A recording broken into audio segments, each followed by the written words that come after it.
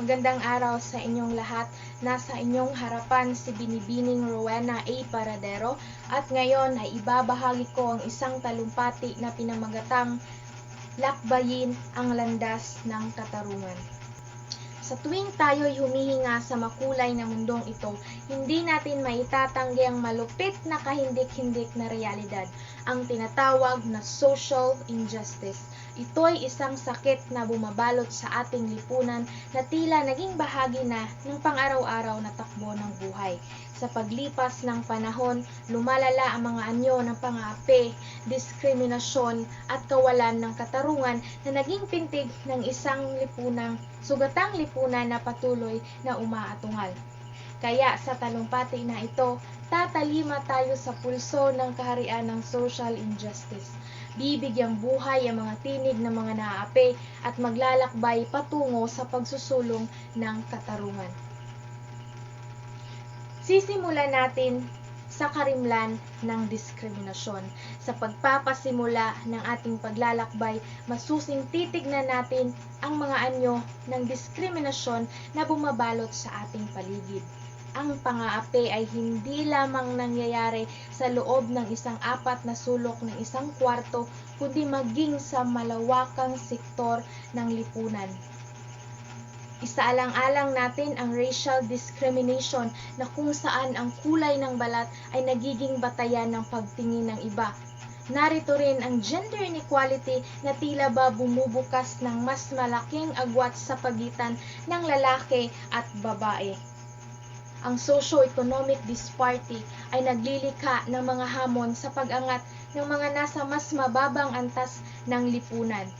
Sa pagtutok sa mga aspetong ito, masusubukan natin kung paano ang social injustice ay nagmumula sa iba't ibang yugto ng ating lipunan.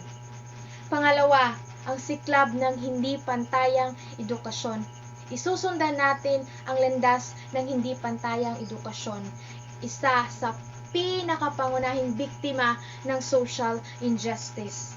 Sa isang perpektong mundo, ang edukasyon ay dapat na isang pantay-pantay na karapatan, ngunit sa totoo lang, ito'y malimit na naging pribilehiyo.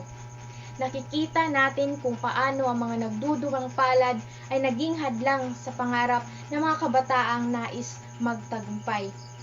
Ang kakulangan ng pondo sa mga pampublikong paaralan, ang hindi pantay na paghahatid ng mga guro, at ang kakulangan ng akses sa mga teknolohiya na ay naging sagabal sa landas ng kaalaman.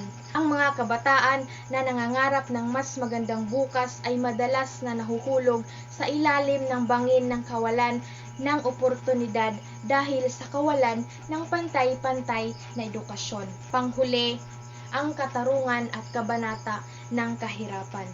Sa masusing pagsusuri, titignan natin kung paano ang social injustice ay nakauugma sa kahirapan. Ang di pantayang distribusyon ng yaman sa ating lipunan ay nagre-resulta ng hindi pantay na akses sa trabaho at oportunidad. Ang mga naaapi ay patuloy na naiipit sa siklo ng kahirapan habang ang mga may kapangyarihan at mayayaman ay lumulutang sa ibabaw.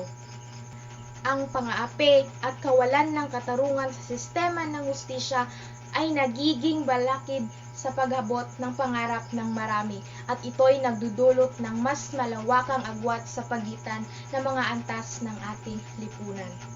Sa paglalakbay na ito, naging malinaw na ang social injustice ay hindi isang bagay na dapat nating baliwalain. Ito'y isang hamon na kailangang harapin at labanan ng bawat isa sa atin. Sa pagbukas ng mga mata sa mga anyo ng diskriminasyon, sa pagtataguyod ng pantay-pantay na edukasyon at sa pagsusulong ng karapatan at pagkilos, ay maaari nating marating ang landas patungo sa mas makatarungan at makabuluhang lipunan. Anumang hakbang ang ating gagawin, maging malaki man o maliit, ay may saysay laban sa pag-aalsa sa kaharian ng social injustice. Hinihimok ko kayo na magtulungan, magsanib puwersa at magdala ng liwanag sa dilim ng social injustice. Ang pagkapantay-pantay ay hindi lamang pangarap, ito'y magiging katotohanan sa bawat sulok ng ating lipunan. Maraming salamat sa inyong oras at sa pagtutok sa isang usaping itinuturing ng lahat. Muli ako si Binibining Rowena A. Paradero. Magandang araw.